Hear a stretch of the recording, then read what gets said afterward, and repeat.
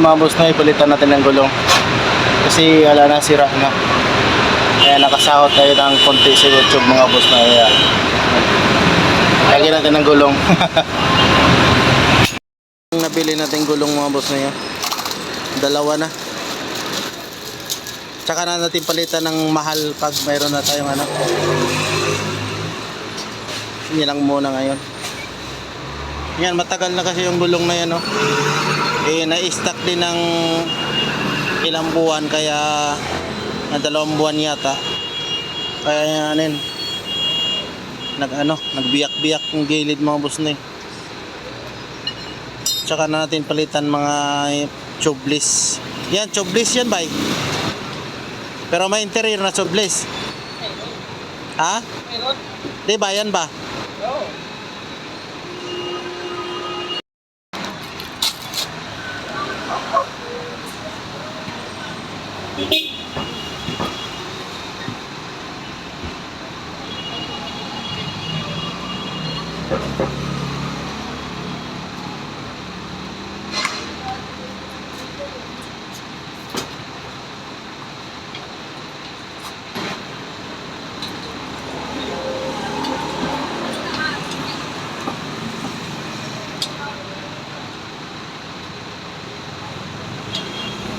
Kaninang umaga nakadapa na yung harapan, kaya buti na lang may reserbang motor.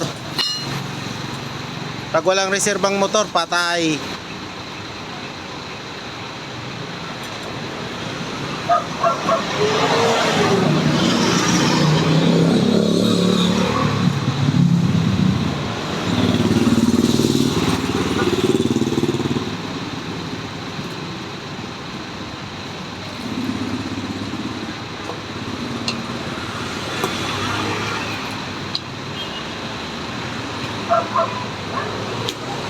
Madali lang palitan ng gulong sa harap.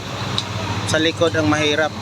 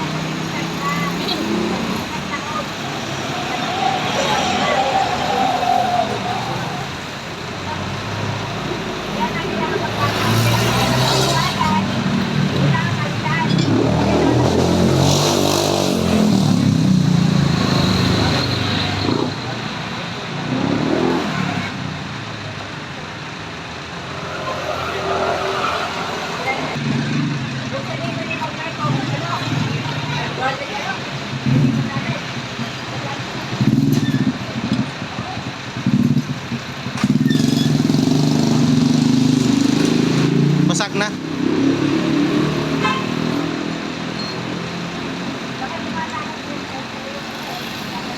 Palitan na talaga.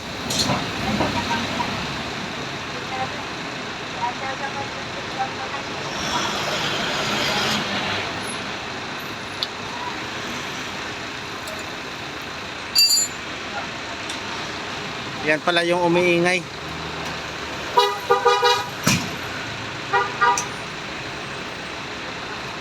Okay lang ba wala yon? Oo.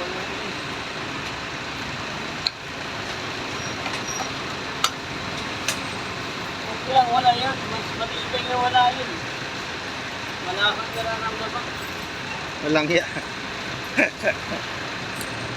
Nagingay, may nararamdaman ka, hindi wala na. Eh parang kumakadyot, gumaganon-ganon. Oo, yun.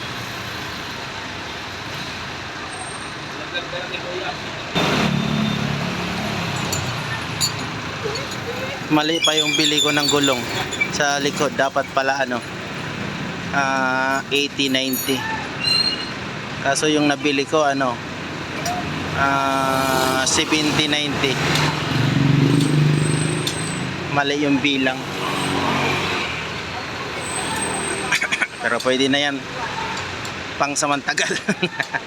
Pansamantagal. Basta pag may pera ko, bibili ako ng magandang gulong. Kasi yung gulong talaga sa likod, yan, Pirelli lang na tubeless yan.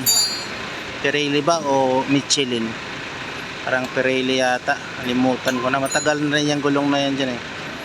Kasi hindi naman siya kasi yung inaano sa malayo, dito lang sa Manila, deliver lang, hindi na nadala ng malayo yan kasi wala ring ilaw, kulang sa ilaw. Ay mayroong ilaw pero hindi maliwanag yan, wala ang ilaw yan. Yung ilaw na yan, pundi na yan.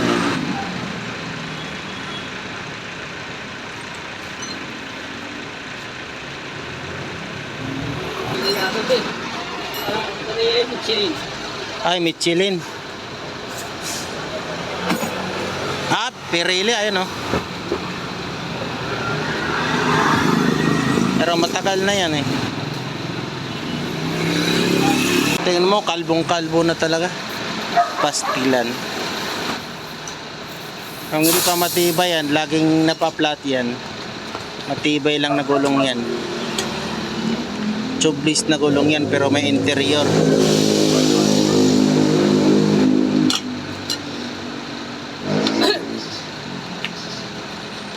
Yan, nagkakasahod tayo sa YouTube kaya yan, binilhan naman natin. Tsaka na kung mayroon talagang pera, bibili tayo ng yan, yung mga ganyang gulong. Ngayon muna wala, low budget tayo mga busnoy.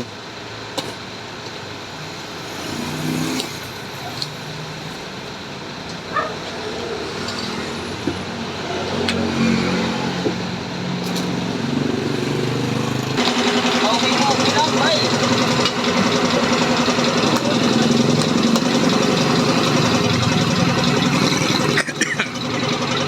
Mali yung bili. Walang muna yan. Kaya yan, pangsamantagal. At mahilis yan. Magamit ko na yung mga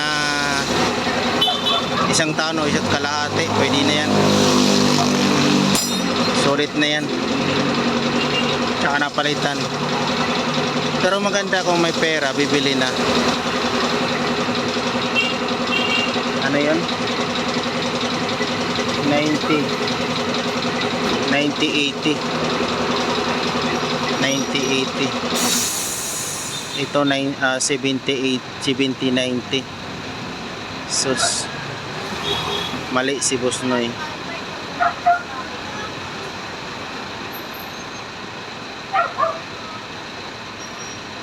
Nagkamali si Busnoy, kaya bayaan na, okay lang na muna yan.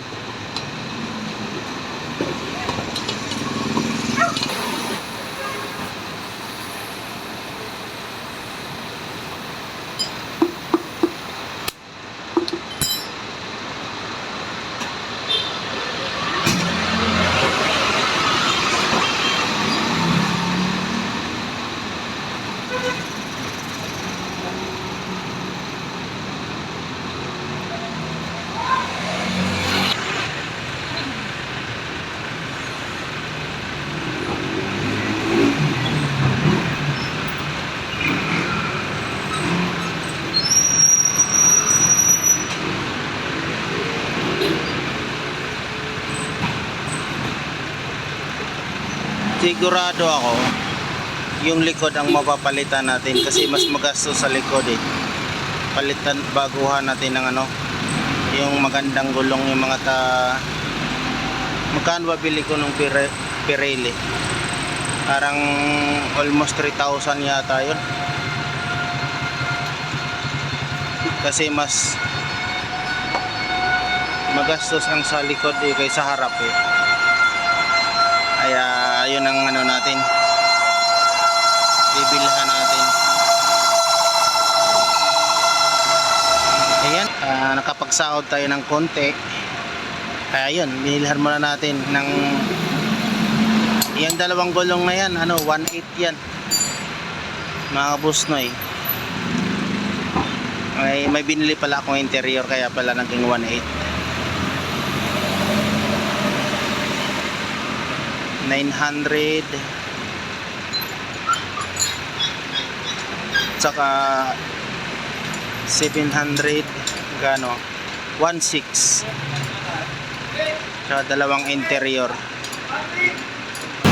Ayun na nga mga boss na yun, delikado na, wala nang buti lang linggo-linggo nilagyan ko ng dinagdagan ko ng oil. Sira na talaga yung gasket mga kabusnoy. Kaya habang may pangdagdag na oil, dagdagan, pero ngayon nag-change oil ako. Nakaraang linggo din nagbili ako ng gulong. Ayun, hindi pa nahugas ang dumi na si Divisoria. Putik kasi. Nako, talagang kinakabahan ako mga boss na yun. Hindi pa kasi napagawa yung mga gasket dyan. Delikado ang motor ko. Ayan. Pero every week nagdadagdag ako ng oil kapag mayroon. Ayan mga busnoy, sana mapagawa ko kasi kulang sa oras talaga. Ayan. Buti kagabi nakabili ako ng oil. Ayan. Yun na mga busnoy, tapos na ako nag-change oil. Kinakabahan ako sa motor ko Kailangan talaga mapagawa na yung gasket. Ayan. Ay naka. Ayan, salamat mga busnoy. Kunti na lang talaga. Pero talagang naka-schedule talaga na i-change oil ko rin. Ayan, salamat mga busnoy.